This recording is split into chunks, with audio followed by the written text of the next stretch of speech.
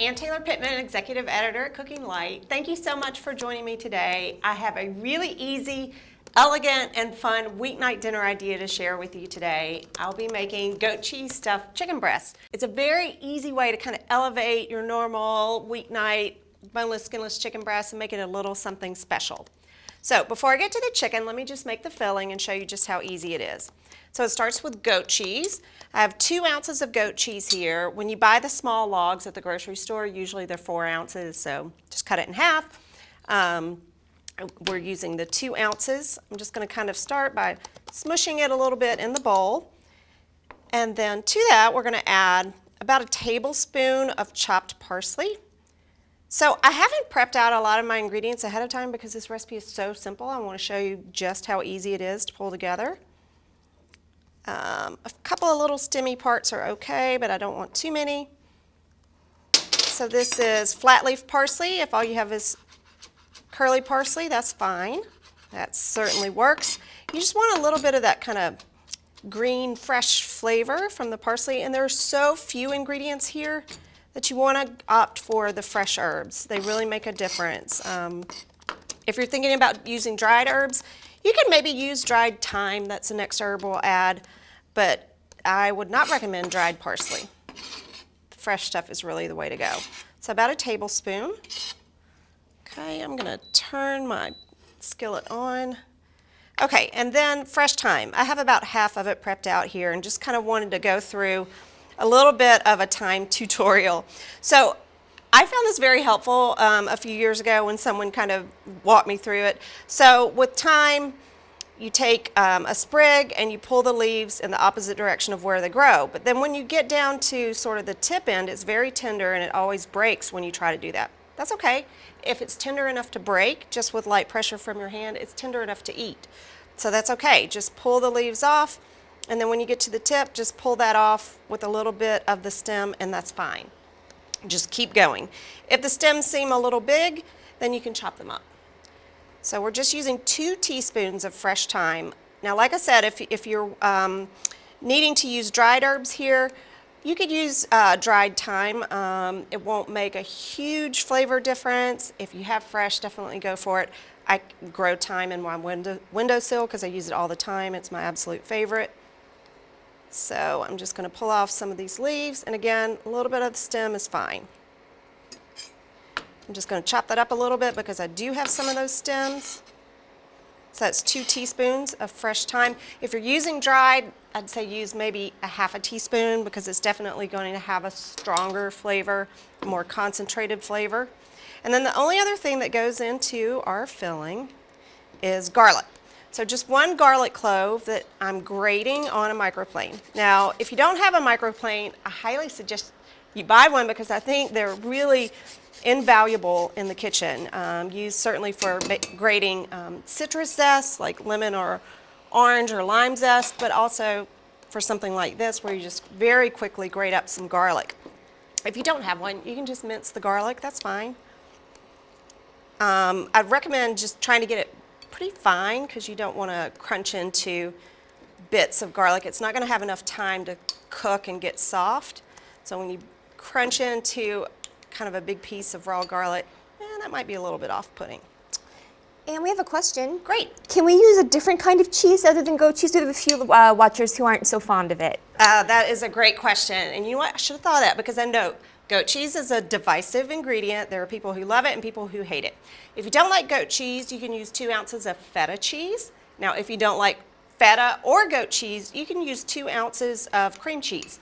It might be a little bit softer, so you'll have to watch it when it cooks in the pan. It might kind of start oozing out, and if that's the case, you can just turn your heat down and try to cook it more gently.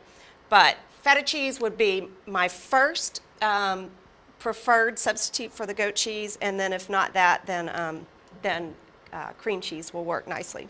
So whenever I'm doing something like this makes enough stuffing for 4. I just kind of smush it down evenly in the bowl and then quarter it with my spoon so I have a rough idea of what I need to put inside each chicken breast. Okay, so this makes enough for 4, but I'm just going to prep out 2. I have 2 already cooked that I'll show you in a minute. So here we have boneless, skinless chicken breasts. We want to go with breasts that are about 6 ounces each. Now, sometimes that can be hard to find. Oh my goodness, sometimes I go to the store and one chicken breast can weigh 10 or 12 ounces. I personally think that's a little gross, but sometimes that's all you can find. If that's the case, just know if you're going with that, it's going to at least double the cook time, as well as add anywhere from 40 to 50% more calories.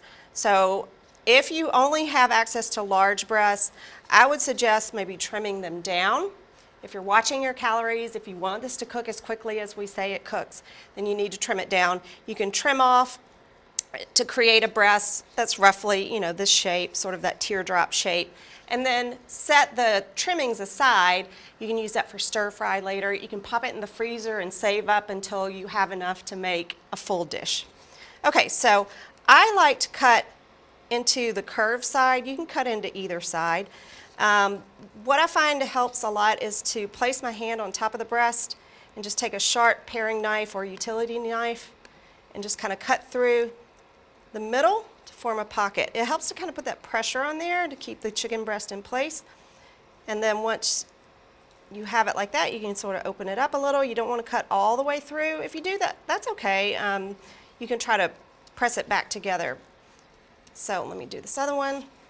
Again, I like to go on the curved side. You can go on either side. And this is such a great idea. It's, like I said, a very fast weeknight dinner. It takes about 25 minutes, and that's if you're going pretty slowly. You can probably get it down to about 20 minutes if you're moving more quickly.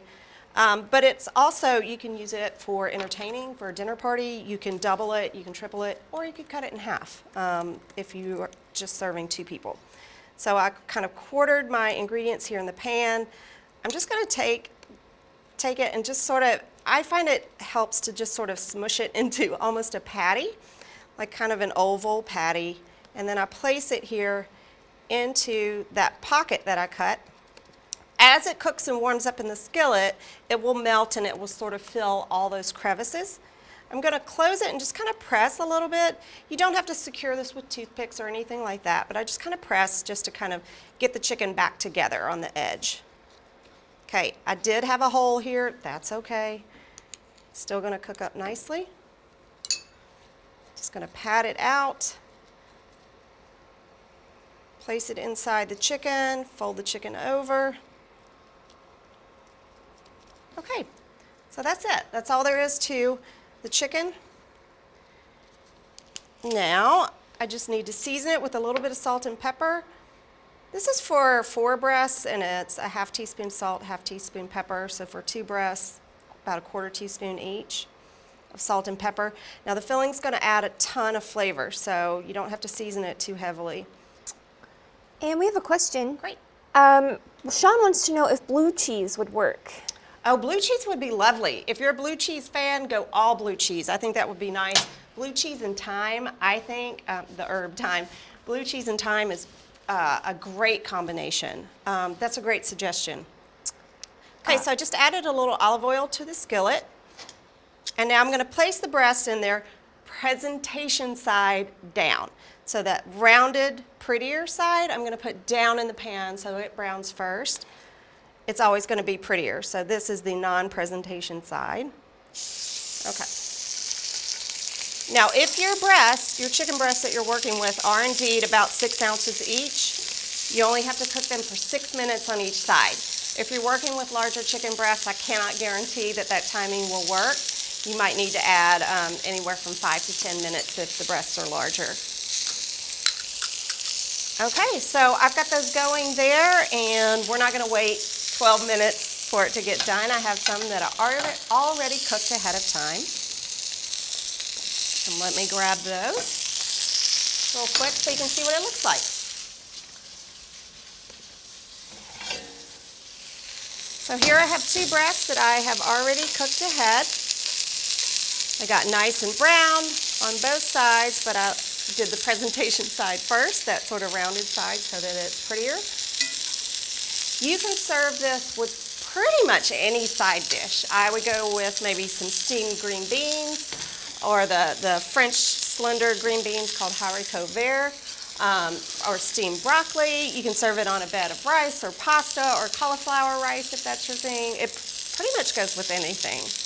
And so it's a really nice surprise, like if you haven't told your family or if you're having friends over for dinner, if you haven't told them what's in there and they cut in, it's a really fun surprise. So you have that goat cheese and those lovely herbs, and when it's fresh and hot out of the skillet, this one's been sitting for a minute, it's really creamy. This one has kind of firmed up a little bit. But when it's really hot and fresh, it kind of oozes in a really nice way. Let me see if this one's still hot enough. Not so much, but you can imagine that when it's really hot and fresh, the goat cheese just kind of oozes out in a lovely way. So that's a really quick, fun idea for how to amp up your chicken. I know a lot of people love boneless, skinless chicken breasts. They are great for quick dinners, and this is just one way to turn them into something maybe a little more special. Thank you so much for joining today. Please like this page, like this post, and share with your friends, and come back next week and see us. Thank you.